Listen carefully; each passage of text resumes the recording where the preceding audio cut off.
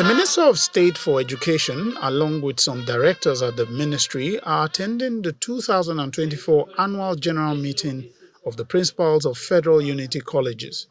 The meeting provides an opportunity for these administrators to set a new academic agenda, and this year the focus is on entrepreneurship education. We have another opportunity to build ourselves. This gathering, I will say, is our agenda-setting meeting. Let us set about skilling our products so we will not only churn out quantitative but highly qualitative products. Entrepreneurship education can help create a culture of innovation and entrepreneurship, leading to job creation, economic growth, and improved living standards. Lending his voice to the call for entrepreneurship education, the Minister of State for Education urges the gathering to upskill entrepreneurship skills in their teaching curriculum. By integrating entrepreneurship education into our curriculum, we can empower our students to become job creators rather than job seekers.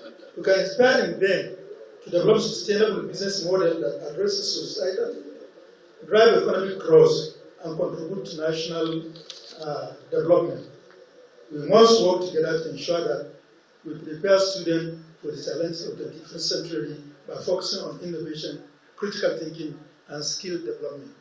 The minister also calls the attention of the principals to address the moral and infrastructural decay in Unity schools. I will not end my speech without calling the attention of the principal under this august and rare opportunity to please call on you to pay much attention to the issue of social biases in our schools.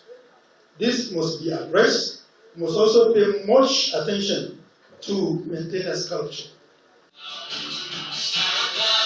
The high point of the event is the presentation of prizes to some of the Federal Unity Colleges for excellent academic performances in the last Senior School Certificate examination.